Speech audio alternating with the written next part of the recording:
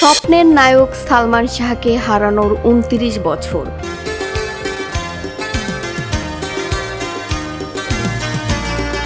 দৈনিক সংবাদ দিগন্ত পত্রিকার নিয়মিত বিনোদন সংবাদের সাথে আমি ফারিয়া আহসান।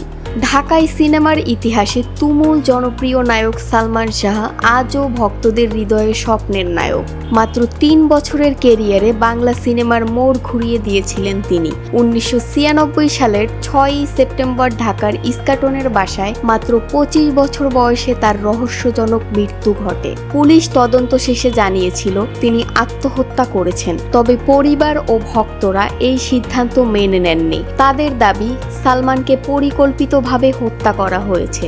সালমান শাহ ছিলেন কালোত্তীর্ণ নায়ক। ফ্যাশন সচেতনতা, স্টাইলিশ চলাফেরা এবং আকর্ষণীয় ব্যক্তিত্বের কারণে তিনি সীমাহীন জনপ্রিয়তা অর্জন করেছিলেন। প্রথম অভিনয় শুরু হয় শিশু শিল্পী হিসেবে ১৯৮৫ সালে বিটিভিতে ধারাবাহিক নাটক পাথর সময়ে। বড় পর্দায় অভিষেক ঘটে ১৯৯৩ সালে কেয়ামত থেকে কেয়ামত সিনেমার মাধ্যমে, যেখানে তার নায়িকা ছিলেন মৌসুমী। প্রথম সিনেমাতেই দর্শকের মন জয় করে নেন তিনি। শুধু ৩ বছরে সালমান শাহ ২৭টি সিনেমায় অভিনয় করেন, যার অধিকাংশই হয়ে ওঠে জনপ্রিয়। চলে যাওয়ার ২৯ বছর পরও ভক্তদের হৃদয়ে তিনি অমর। তার অভিনয় শৈলী, ফ্যাশন এবং কারিশমা এখনও নতুন প্রজন্মের জন্য অনুপ্রেরণা। সালমান শাহ শুধু একজন নায়কই ছিলেন না, তিনি ছিলেন স্বপ্নের নায়ক।